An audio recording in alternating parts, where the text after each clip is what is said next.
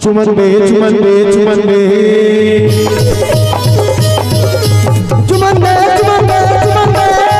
चुमन दे चुमन दे चुमन दे तोर फूला संगाल चुमन दे चुमन दे चुमन दे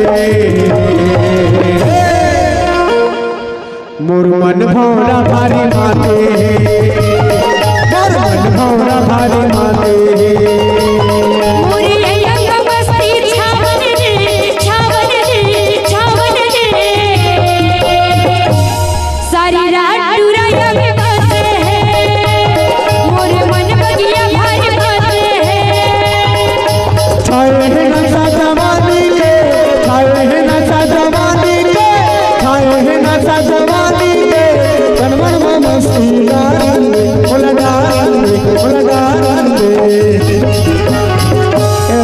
ऐसे करे पर तुम नहीं गावत हो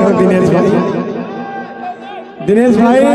एक वजह से हर मंथ में 5 बजे गाना लगाता हूँ। मुझे पता है कि ये पहली कहूँ तहाँ लड़ाई झगड़ा वही और हमारे दीदी दाई बहनी मन नहीं देख सके ओकरे वजह से मैं हर मंथ में 5 बजे गाना लगाता हूँ।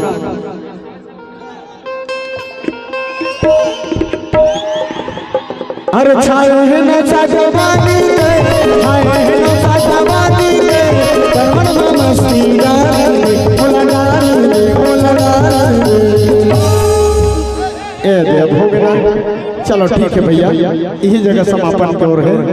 बहुत बहुत धन्यवाद। रात भर जवानी के करवन मस्ती डाल बोला डाल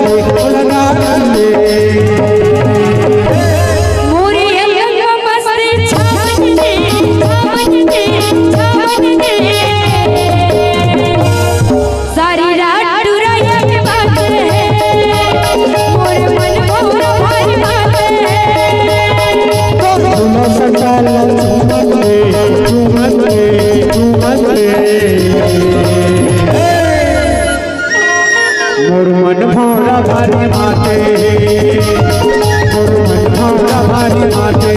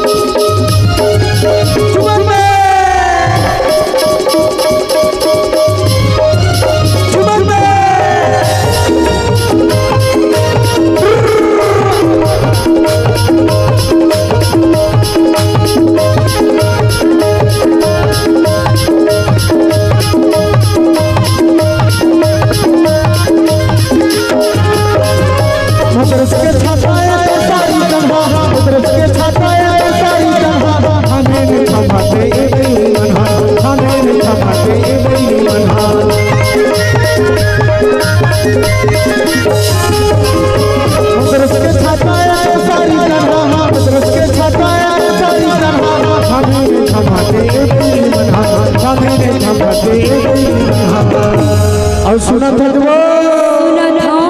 अरे मद्रस के छाता है तोर सारी तन्हा और थामे नहीं थमा दे ए बैरी मनहा थामे नहीं थमा दे ए बैरी मनहा। और सुना था जरानी सुना था अरे भावर गिरा जैसे मद्रस के छाता में होकर रसा लचू के खाती बर मंदिर तिर में झुमत रहते ना उसने बहुला तोड़ तिर में घुमा ले गई था वो तभी तो आदिल हक गई थे अरे मौला भावर की रामन के झूमन दे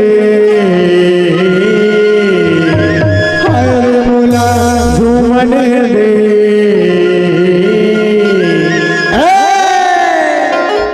मोर मन भौरा भारी माते मन भौरा भारी माते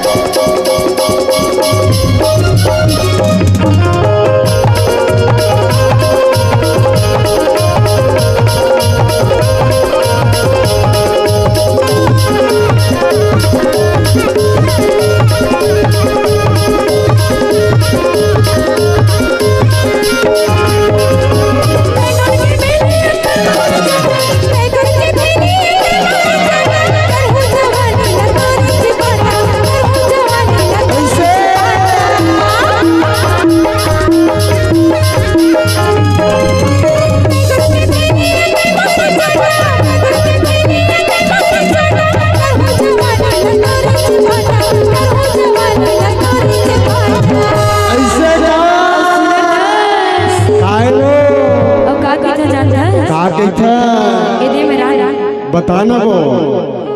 तोर चारों मुड़ा घूमन दे सुनाई घूमन दे ऐसे सारी रात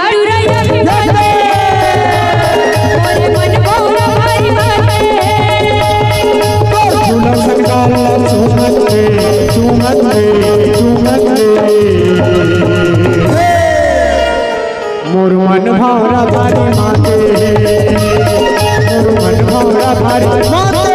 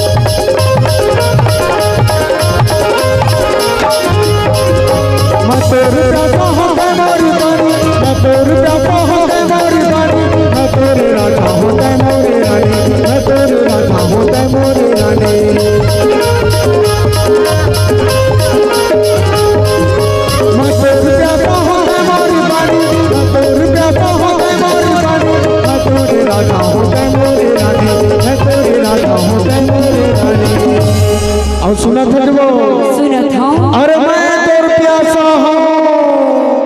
ततः मोर पानी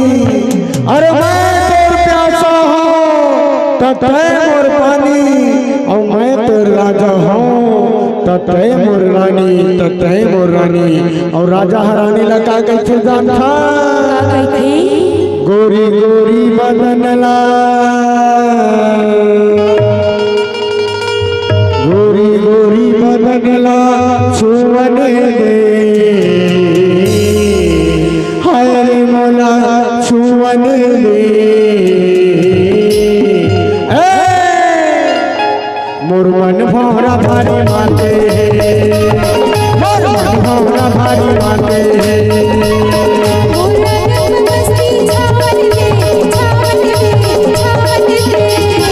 और सुना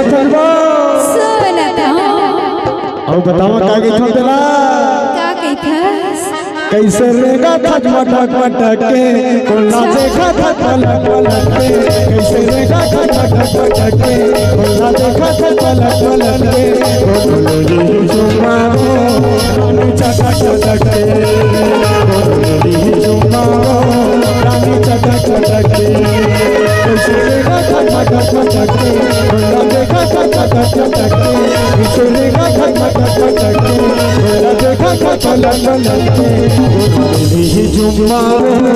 रानी चटक चटक के बोलोली जुमारो रानी चटक चटक के कोला देखा थक पलक पलक के कैसे रेगा थक चटक चटक के कैसे रेगा थक पलक पलक के कोला देखा थक पलक पलक के ऐसा दिया कोनो ले ली जुमारो रानी चटक चटक के ले ली जुमारे रानी चटक चटक के